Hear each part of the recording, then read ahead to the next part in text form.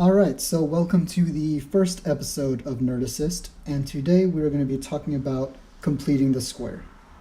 So you're going to need to be completing the square throughout algebra or calculus, and it's a handy tool to keep because sometimes things don't factor out perfectly. So say you're given x squared minus 8x plus 5 is equal to, that's an x, equal to 0. And we're asked to find x. So, if you were to just go straight in and try to factor this, say through like a magic x method, you're going to want to try to find a number that multiplies to 5 and adds to negative 8. Now, obviously, there's no number that could perfectly do that. So if you were like keep on going, if say this was perfect and then both factors equal to 0, and you could solve for x that way. But unfortunately that doesn't work. 5 and negative 8 don't have numbers that they could factor out perfectly. So what we're going to need to do is complete the square. So, first job in completing the square, you're going to want to minus 5 to both sides.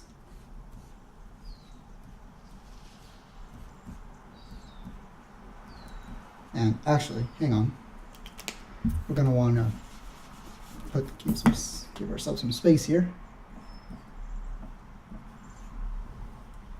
So, we need a number right here. And how we get that number, this is going to be the same number for these two spots.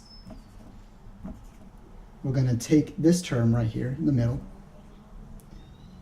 negative 8, divide it by 2, and square it. Negative 8 divided by 2 is going to be negative 4, and negative 4 squared is equal to 16. So we're going to add 16 to both sides of the equation. So on this side, on our left side, we have x squared minus 8x plus 16. And on our right side, we have 11.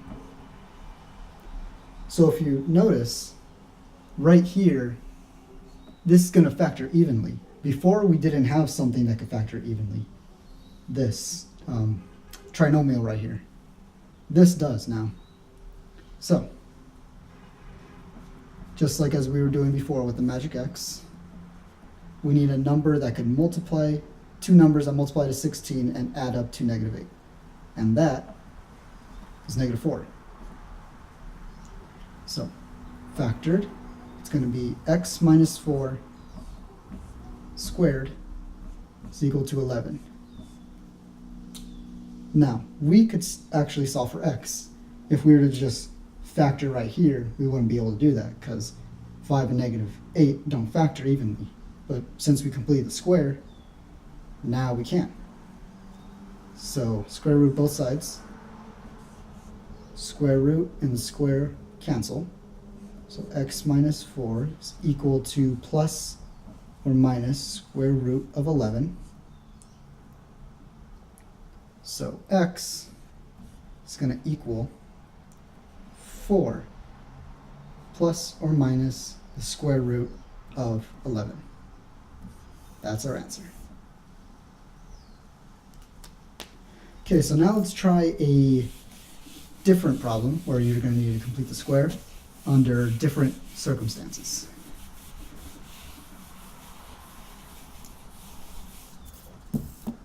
All right, let's look at another example where you're going to have to complete the square. So we are given negative 2x squared minus 12x minus 9, is equal to 0. And once again, we're asked to find x.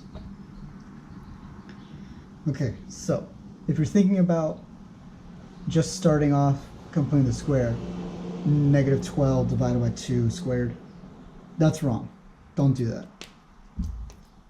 That is incorrect. So you complete the square. Say the equation's in this form. It doesn't have to be plus, but say it's in this form. A has to equal to 1. The coefficient in front of x squared has to be equal to 1 for you to complete the square.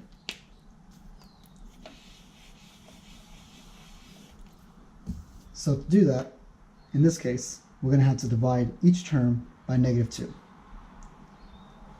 So term in front of x squared divided by -2.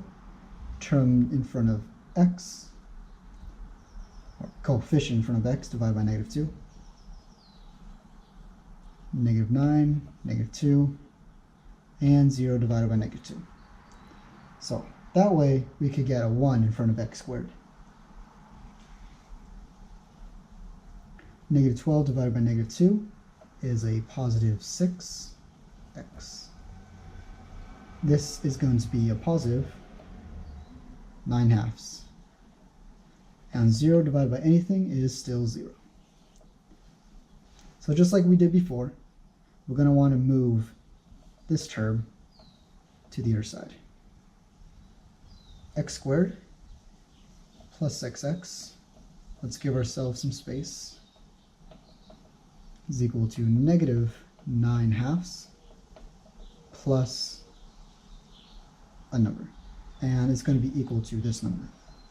And just like we did before, we're going to divide this term, this coefficient, by 2 and square it.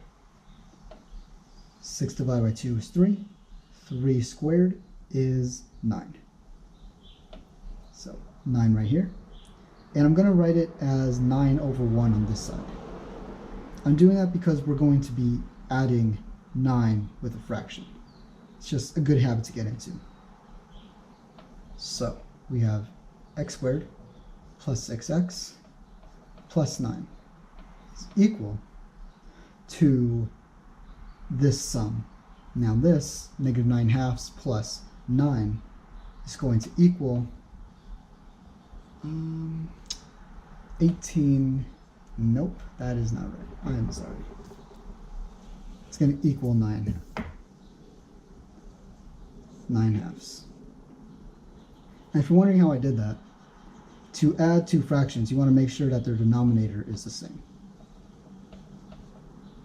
So you have to multiply the denominator by 2, or whatever you do to the bottom, do to the top. So we have 18 up here and -9. 18 plus -9 is 9. Denominator stay the same, 2. So this trinomial equal to 9/2. So now if you remember from the last problem, you could now factor this out completely. So magic x, or you could do it in your head, save some time. X plus 3 squared. So 3 times 3 is 9, and 3 plus 3 is 6, equal to 9/2. So now you can finally solve for x. Square root both sides. X plus 3 is equal to the square root of 9 over square root of 2. Property of square roots, you could split it up. If it's square root of a fraction, you can have square root of the top over square root of the bottom. Now we can rewrite it as 3 over square root of 2.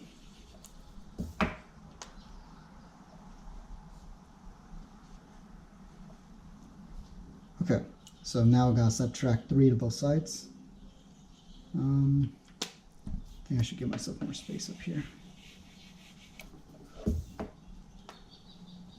So x is equal to -3 plus or minus the square root. Sorry, that's plus or minus 3 over square root of 2. Now the reason why there's this plus and minus there is because whenever you square root something, you're going to get plus or minus. Square root of 4 is equal to plus or minus 2.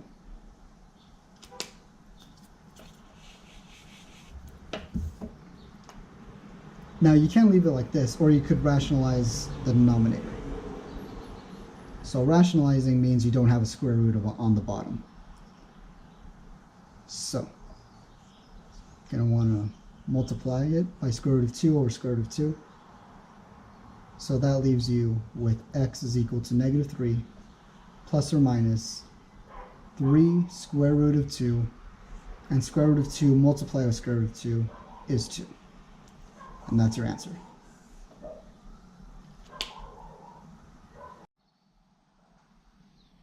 All right, let's review what we learned. So if we're given ax squared plus bx plus c equals 0, standard form of a trinomial. And if we can't factor completely to get two factors, that way we could solve for x.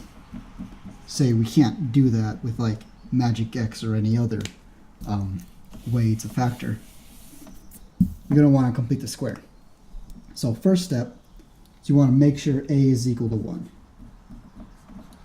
If it's not, you want to divide each term by a if it's not 1.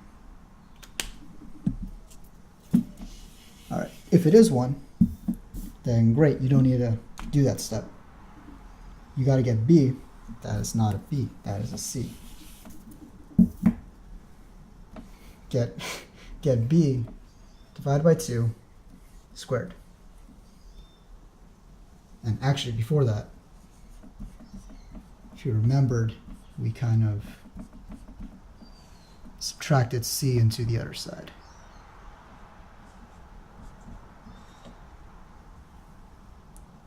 So whatever number you get here, you add here and here. And the idea is because this is the action of completing the square. Because you completed the square, the idea is that this is now factorable completely. You could do the magic x and you would get actual numbers. And you know you've done it right if this number, these two numbers are equal. Notice they're both n's. And if you realize from the previous problems we did, right here, n is just equal to b over 2 in those last problems we did. So from there, you would factor this. This would give you a number, and that way you could solve for x. So yeah, that's pretty much how you complete the square.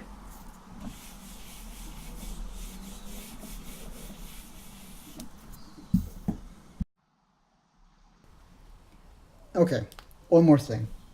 So remember this form? The form you literally just saw like a few seconds ago? I hope so.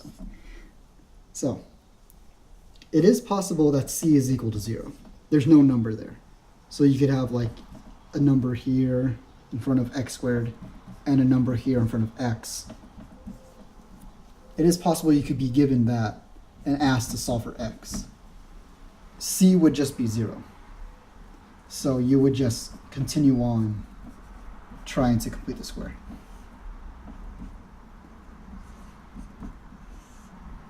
It is possible to complete the square without a number right there.